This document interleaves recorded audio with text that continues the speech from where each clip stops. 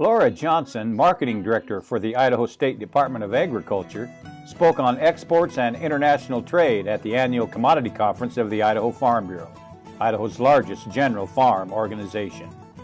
Nearly $2 billion in agricultural products from Idaho are exported annually. Johnson is talking about just the exports out of country, not including exports out of state to U.S. markets. And the international market size is huge to Idaho farmers and ranchers.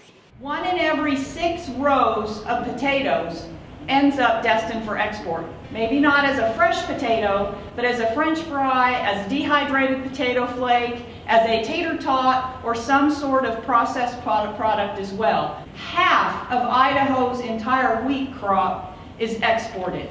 15% of all milk produced in the United States ends up in products that are exported.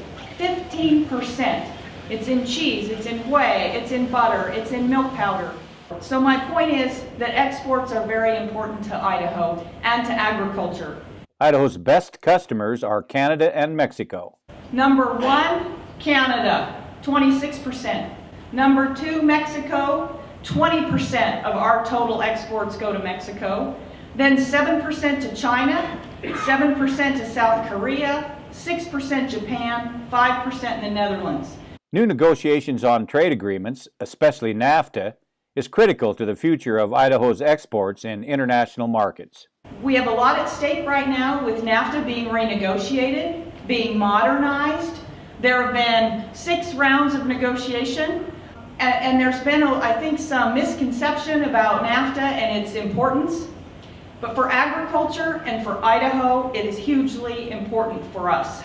So TPP, the United States is no longer a party to the TPP, Trans-Pacific Partnership, but those 11 countries that remain have made an agreement to negotiate an agreement without the United States.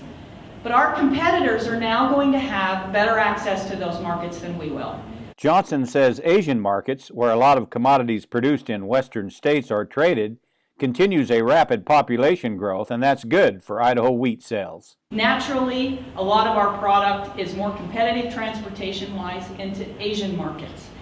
These growth trends are very favorable for Idaho because when you see the growth in Asia, it's not stopping. Population expansion of nearly 350 million is forecast for the Asia-Pacific region between what started in 2010 by 2020. Idaho has international trade offices in Mexico, Taiwan, and China.